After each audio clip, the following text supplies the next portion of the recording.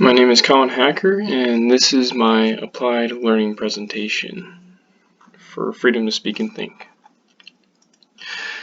So, college taught me many different lessons about whether they be practical or life lessons, but I learned a lot of different things. I learned how to properly sweep floors then when I was cleaning my room. I learned how to do loads upon loads of laundry then, and doing different loads of stuff then, like how to properly wash whites and separate them from colors then, or doing sheets then, or other special things as well, since I even had to wash a suit one time.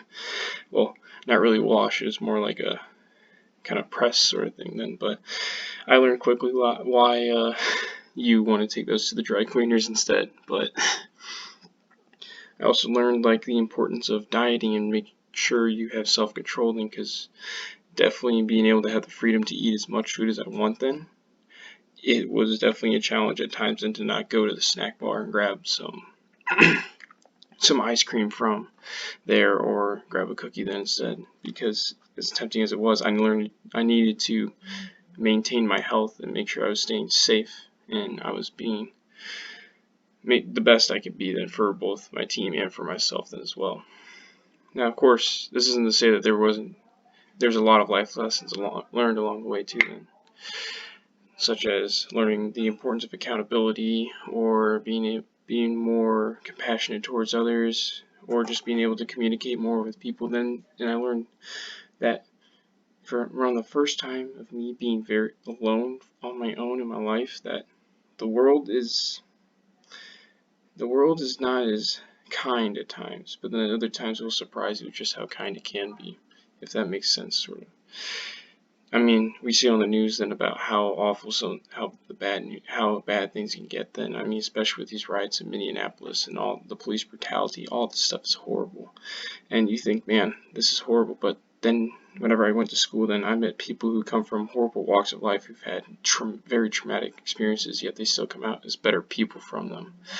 And I think that's one of the biggest things then too, is that these people have not let the bad things define them in the end. And I think that's something we can all learn, and that they held themselves accountable then.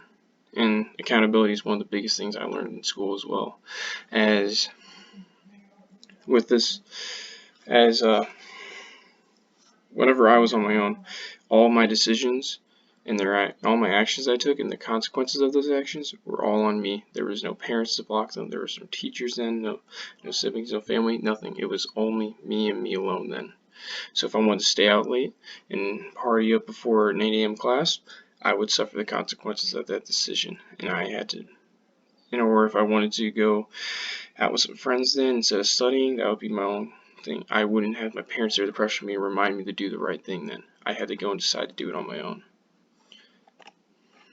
So the future of colleges. Lots of different things are up in the air because of this pandemic, and I've thought a lot about it then too. Now, colleges have a huge amount on the line to lose for this. I mean, there's already colleges reporting $300–400 million in losses, like the University of Michigan then. And one of the first things we could see to go is definitely sports programs then, at least the ones that do not generate revenue. So we could see huge swaths of programs getting cut. Then a lot of women's sports would be cut, a lot of different men's sports would be cut as well, and this would be huge on the effective recruitment of colleges especially. And we can also see just a change of outlook on colleges and all that sort of thing then too, and just seeing how people are starting to value them less and less because they don't see the justification of the cost in the end from these.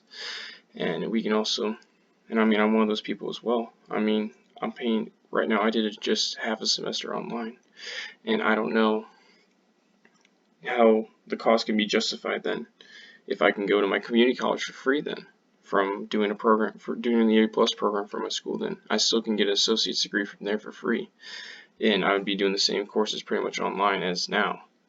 So it's a lot of different questions that people are asking, and I mean, this whole thing is still up in the air then, but like, I still question my future course then too, because if we still have online classes during the fall, I can't really justify the price of paying for it then if I can just go to my community college for my second year for free. It's just, and it scares me a little bit because I'd love to come back I love the campus. I love being there. I was the best there. And unfortunately, this whole pandemic really throws things into a loop then. But hopefully, things work out for the best in the end.